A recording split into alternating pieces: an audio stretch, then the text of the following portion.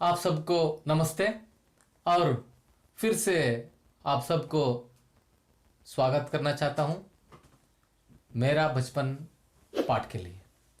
तो अब तक हमने मेरा बचपन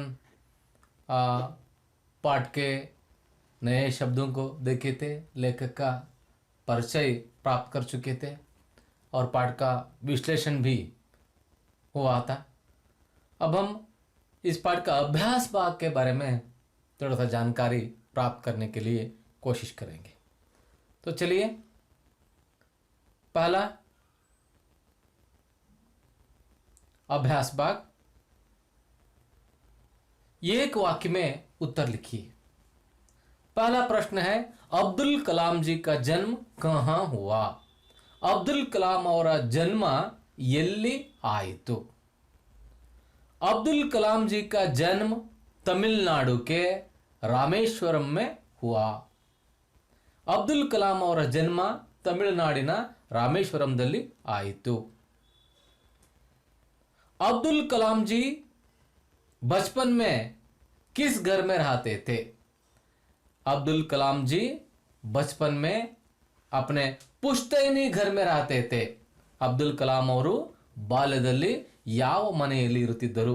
ಅಬ್ದುಲ್ ಕಲಾಂ ಅವರು ಬಾಲ್ಯದಲ್ಲಿ ತಮ್ಮ ವಂಶ ಪಾರಂಪರ್ಯವಾಗಿ ಬಂದಂತ ಮನೆಯಲ್ಲಿ ಇರುತ್ತಿದ್ದರು।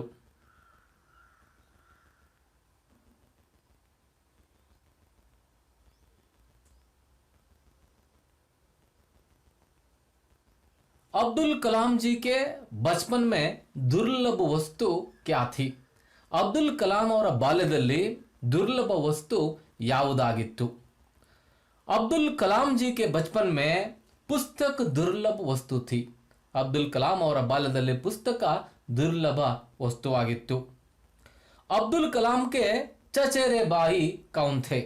अब्दुल कलाम ಅವರ ಚಚೇರೆ ಬಾಯಿ ಸಹೋದರ ಚಿಕ್ಕಪ್ಪನ ಮಗ ಯಾರಾಗಿದ್ದರು? ಅವರ ಹೆಸರೇನು? अब्दुल कलाम के चचेरे भाई शमसुद्दीन थे। अब्दुल कलाम ಅವರ ಚಚೇರೆ ಬಾಯಿ ಶಂಸುದ್ದೀನ್ ಆಗಿದ್ದರು।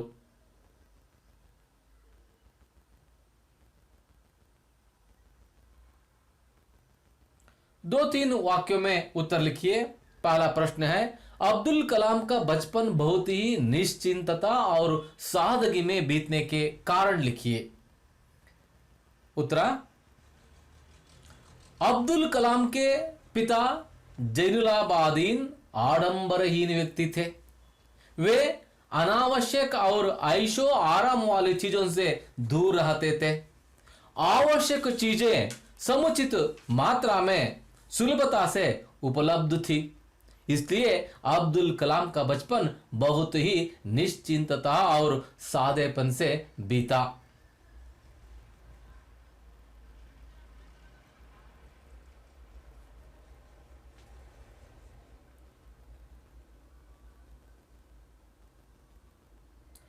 आशी अम्मा जी अब्दुल कलाम को खाने में क्या क्या देती थी? ಆಶಿ ಅಮ್ಮ ಅಬ್ದುಲ್ ಕಲಾಂ ಅವರಿಗೆ ಊಟಕ್ಕೆ ಏನೇನನ್ನು ನೀಡುತ್ತಿದ್ದರು? ಉತ್ತರ, ಆಶಿ ಅಮ್ಮ जी ಅಬ್ದುಲ್ ಕಲಾಂ को खाने में ಆಶಿ ಅಮ್ಮ ಅವರು ಅಬ್ದುಲ್ ಕಲಾಂ ಅವರಿಗೆ ಊಟದಲ್ಲಿ ಕೇಲೆ का पत्ता बिछाती थी, ಬಾಳೆಯ ಎಲೆಯನ್ನು ಹಾಕುತ್ತಿದ್ದರು। चावल एवं सुगंधित स्वादिष्ट सांबार देती थी, ಅನ್ನ ಸುಗಂಧಿತ ಸ್ವಾದಿಷ್ಟವಾದ ಸಾಂಬಾರನ್ನು ಹಾಕ್ತಾ ಇದ್ರು। साथ में घर का बना अचार, ಜೊತೆಗೆ ಮನೆಯಲ್ಲಿಯೇ ಮಾಡಿದಂತ ಉಪ್ಪಿನಕಾಯಿ और नारियल की ताजी चटनी देती थी, ಮತ್ತು ತೆಂಗಿನಕಾಯಿಯ ತಾಜಾ ಚಟ್ನಿಯನ್ನು ಕೂಡ ನೀಡುತ್ತಿದ್ದರು।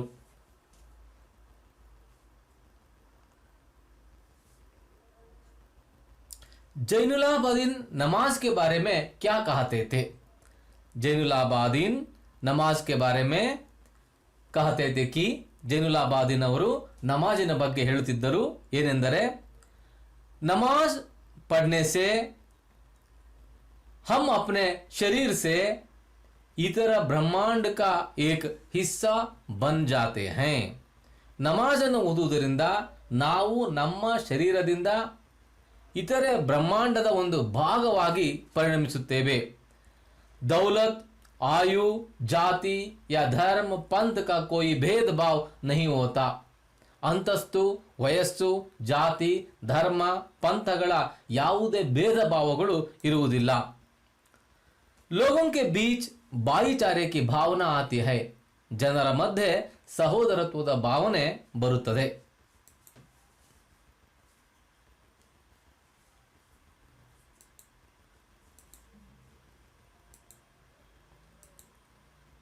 जैनुलाब्दीन ने कौन सा काम शुरू किया? जैनुलाब्दीन ने लकड़ी की नौकाएं बनाने का काम शुरू किया. नौकाओं से तीर्थयात्रियों को रामेश्वरम से धनुषकोडी तक लाने ले जाने में काम आती थी. ಜೈನುಲಾಬ್ದೀನವರು ಕಟ್ಟಿಗೆಗಳಿಂದ ನಾವೆಗಳನ್ನು, ದೋಣಿಗಳನ್ನು ಮಾಡುವಂಥ ಕೆಲಸವನ್ನು ಶುರು ಮಾಡಿದರು. ಈ ನೌಕೆಗಳು ತೀರ್ಥಯಾತ್ರಿಗಳನ್ನು ರಾಮೇಶ್ವರಂದಿಂದ ಧನುಷ್ಕೋಡಿವರೆಗೆ ಕರೆದುಕೊಂಡು ಹೋಗುವ, ಕಳಿಸುವ ಕೆಲಸಕ್ಕೆ ಬರುತ್ತಿದ್ದವು.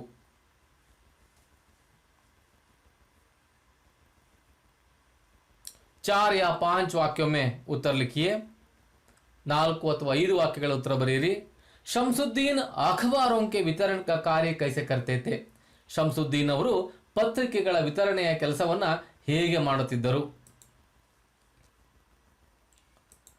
ಶಂಸುದ್ದೀನ್ ಅಬ್ದುಲ್ ಕಲಾಂ ಕೆ ಚಚೆರೆ ಬಾಯಿ ತೆ. ಶಂಸುದ್ದೀನ್ ಅವರು ಅಬ್ದುಲ್ ಕಲಾಂ ಅವರ ಚಚೆರೆ ಸಹೋದರರಾಗಿದ್ದರು, ಚಿಕ್ಕಪ್ಪನ ಮಗನಾಗಿದ್ದರು. ಶಂಸುದ್ದೀನ್ ರಾಮೇಶ್ವರಂ ಕೆ ಏಕೈಕ ಅಖಬಾರೋಂ ಕೆ ವಿತರಕ್ತೆ. ಶಂಸುದ್ದೀನ್ ಅವರು ರಾಮೇಶ್ವರದ ಒಬ್ಬರೇ ಮಾತ್ರ ವಿತರಕರಾಗಿದ್ದರು. ಅಕೇಲೆ ಏಜೆನ್ಸಿ ಕೋ ಚಲಾತೆ ತೆ. ಒಬ್ಬರೇ ಈ ಏಜೆನ್ಸಿಯನ್ನು ನಡೆಸುತ್ತಿದ್ದರು. ಅಖಬಾರ್ ಸುಬಹ ಕಿ ಟ್ರೇನ್ ಮೇ ಪಾಂಬನ್ ಸೆ ರಾಮೇಶ್ವರಂ ಆತೆ ತೆ. ಪತ್ರಿಕೆಗಳು ಬೆಳಗಿನ ಟ್ರೈನ್ನಲ್ಲಿ ಪಾಂಬನ್ನಿಂದ ರಾಮೇಶ್ವರಕ್ಕೆ ಬರುತ್ತಿದ್ದವು. 1000 ಪ್ರತಿಯ ಬಿಕ್ತಿತಿ. 1000 ಪ್ರತಿಗಳು ಮಾರಾಟವಾಗುತ್ತಿದ್ದವು.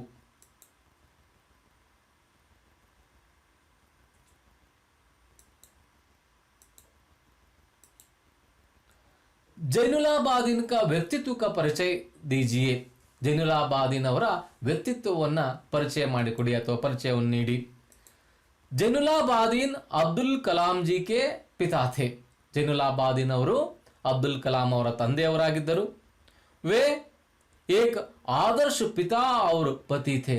ಅವರು ಒಬ್ಬ ಆದರ್ಶ ತಂದೆಯಾಗಿರುವಂತೆ ಗಂಡನೂ ಆಗಿದ್ದರು, ಪತಿಯೂ ಆಗಿದ್ದರು. ವೇ ಆಡಂಬರಹೀನ ವ್ಯಕ್ತಿ ಥೆ. ಅವರು ಆಡಂಬರಹೀನ ವ್ಯಕ್ತಿಯಾಗಿದ್ದರು. ಅನಾವಶ್ಯಕ और ಐಶೋ ಆರಾಮ್ ವಾಲೆ ಚೀಜೋं से दूर रहते थे. ಅನಾವಶ್ಯಕ ಮತ್ತು ಐಷಾರಾಮಿ ವಸ್ತುಗಳಿಂದ ದೂರ ಇರುತ್ತಿದ್ದರು. आवश्यक चीजें समुचित मात्रा में उपलब्ध होने का प्रबंध करते थे. ಅವಶ್ಯಕ ವಸ್ತುಗಳು ಸಾಕಷ್ಟು ಪ್ರಮಾಣದಲ್ಲಿ ಲಭ್ಯವಾಗುವಂತಹ ವ್ಯವಸ್ಥೆಯನ್ನು ಮಾಡುತ್ತಿದ್ದರು. रामेश्वरम मंदिर के पुजारी लक्ष्मण शास्त्री के अभिन्न मित्र थे. ರಾಮೇಶ್ವರ ಮಂದಿರದ ಪೂಜಾರಿ ಲಕ್ಷ್ಮಣ ಶಾಸ್ತ್ರಿ ಅವರ ಅಭಿನ್ನ ಗೆಳೆಯರಾಗಿದ್ದರು. ವೇ ಧಾರ್ಮಿಕ ನಿಷ್ಠಾವಾನ್ ಥೆ. ಅವರು ಧಾರ್ಮಿಕ ನಿಷ್ಠಾವಂತರಾಗಿದ್ದರು. ರೋಜ್ ಸುಬಹ ಪೌ ಪಟ್ನೆ ಸೆ ಪಹಲೆ ಹಿ ನಮಾಜ್ ಪಡ್ತೆ ಥೆ. ದಿನವೂ ಬೆಳಗ್ಗೆ ಬೆಳಗಾಗುವ ಮುಂಚೆಯೇ ನಮಾಜನ್ನು ಓದುತ್ತಿದ್ದರು. और नारियल बाग जाकर नारियल ले आते थे. ಮತ್ತು ತೆಂಗಿನ ತೋಟಕ್ಕೆ ಹೋಗಿ ತೆಂಗಿನ ಕಾಯಿಗಳನ್ನು ತೆಗೆದುಕೊಂಡು ಬರುತ್ತಿದ್ದರು. ವೇ ಪರಿಶ್ರಮಿ ಅವರು ಸಾಧಕಿ ಕಾ ಪ್ರತೀಕ್ ಥೆ. ಅವರು ಪರಿಶ್ರಮಿ ಮತ್ತು ಸರಳತೆಯ ಒಂದು ಪ್ರತೀಕವಾಗಿದ್ದರು. ಇನ್ನು ಮುಹಾವರೋಂ ಪರ್ ಧ್ಯಾನ್ ದೀಜಿಯೆ. ಈ ಗಾದೆ ಮಾತುಗಳ ಬಗ್ಗೆ ಗಮನ ಹರಿಸಿ. ಪೌ ಪಟ್ನ ಪ್ರಭಾತ್ ಹೋನ, ಬೆಳಗಾಗು. काम आना, काम में आना. इस्तेमाल होना, ಕೆಲಸಕ್ಕೆ ಬರು. अन्य वचन रूप लिखिए. अन्य वचन ರೂಪವನ್ನು ಬರೆಯಿರಿ. बच्चा बच्चे, गली गलियां, केला केले, नौका नौकाएं, प्रति प्रतियां, पुस्तक पुस्तकें. विलोम शब्द लिखिए. विरुद्धार्थक ಶಬ್ದಗಳನ್ನು ಬರೆಯಿರಿ. बहुत कम या थोड़ा। शाम सुबह। सफल असफल। अच्छा बुरा। बड़ा छोटा। अपना पराया। जोड़कर लिखिए। जोड़कर लिखा गया है आ और आ भाग। मेरे पिता जैनुलाबादीन, मद्रास राज्य तमिलनाडु। शमसुद्दीन चचेरे बाई। अहमद जलालुद्दीन अंतरंग मित्र। पक्का दोस्त रामानंद शास्त्री।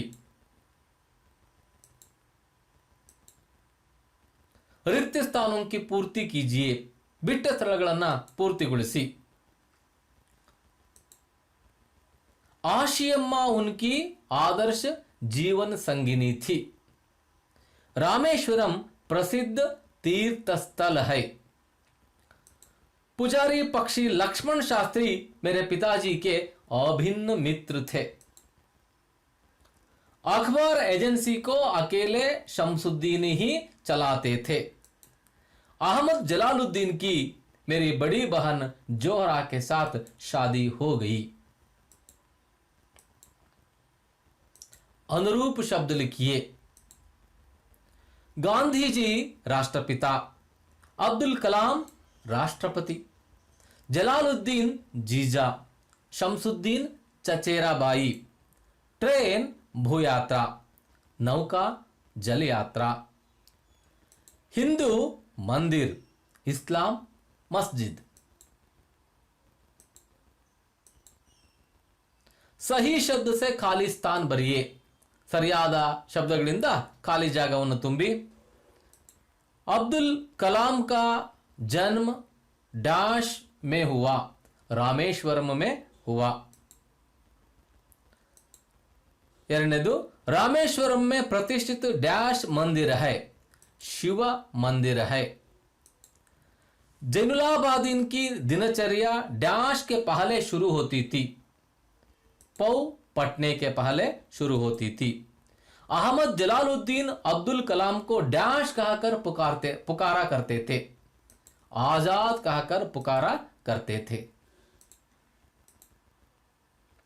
वाक्यों में प्रयोग कीजिए। जीवन संगिनी। आशियम्मा जैनुलाबादीन की आदर्श जीवन संगिनी थी। पुश्तैनी, अब्दुल कलाम जी के परिवार अपने पुश्तैनी घर में रहते थे। प्रसिद्ध, प्रतिष्ठित शिव मंदिर के कारण रामेश्वरम प्रसिद्ध तीर्थ स्थल बना हुआ है। दिनचर्या, पिताजी की दिनचर्या पौ पटने के पहले ही शुरू हो जाती थी। संतुष्टि, हमें जितना मिलता है उतने में ही हम संतुष्ट रहना चाहिए। पर्यायवाची शब्द लिखिए। समानार्थक शब्दಗಳನ್ನು ಬರೆಯಿರಿ। घर, मकान, भवन, निलय, गृह आदि। बुनियाद, नींव, आधार, बुनादी। शाम, सांझ, सायंकाल, संजे। शरीर, देह, तन। दोस्त, मित्र, साथी, गेड़या। उदाहरण के अनुसार प्रेरणार्थक क्रिया शब्दों को लिखिए। धातु, क्रिया, प्रथम प्रेरणार्थक क्रिया, द्वितीय प्रेरणार्थक क्रिया। धातु, पढ़, पढ़ना, पढ़ाना, पढ़वाना। देख, देखना, दिखाना, दिखवाना। सुन, सुनना, सुनाना, सुनवाना। कर, करना, कराना, करवाना। जाग, जागना, जगाना, जगवाना। भेज, भेजना, भिजाना, भिजवाना। चल, चलना, चलाना, चलवाना। बैठ, बैठना, बिठाना, बिठवाना। रो, रोना, रुलाना, रुलवाना। धो, धोना, धुलाना, धुलवाना। दे, देना, दिलाना, दिलवाना।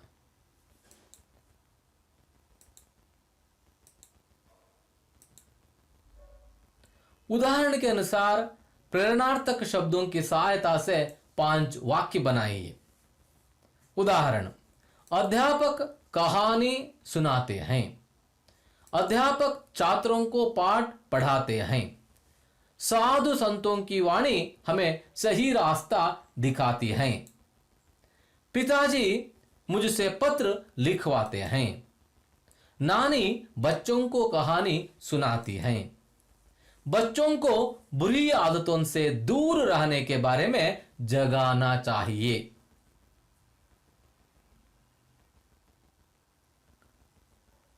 अनुरूप ये इतना ही है अभ्यास भाग। तो इसके बाद हम मूल्यांकन, घटक मूल्यांकन के बारे में देखेंगे। यहाँ पर कुछ प्रश्न दिया गया है, मैं अभी पढ़ता हूँ। इसके बाद आप फिर एक बार, ये 2 बार पाठ सुन के, पढ़ने के बाद इन प्रश्नों के उत्तर लिखने के लिए कोशिश करें। तो चलिए, पहला प्रश्न है, तो कुल 15 अंक के लिए है। पहला है, अनुरूप शब्द लिखिए। गांधी जी, राष्ट्रपिता, अब्दुल कलाम डैश। 2, उसमें ही ट्रेन, भू यात्रा, नौका डैश। आधा आधा अंक एक एक प्रश्न के लिए, कुल मिला के 1 अंक होता है। प्रथम प्रेरणार्थक शब्द लिखिए। दूसरा जगना और दूसरा धोना, इन दोनों को एक आधा आधा मार्क्स, कुल मिला के 1 अंक। पर्यायवाची शब्द लिखिए। शरीर, दोस्त।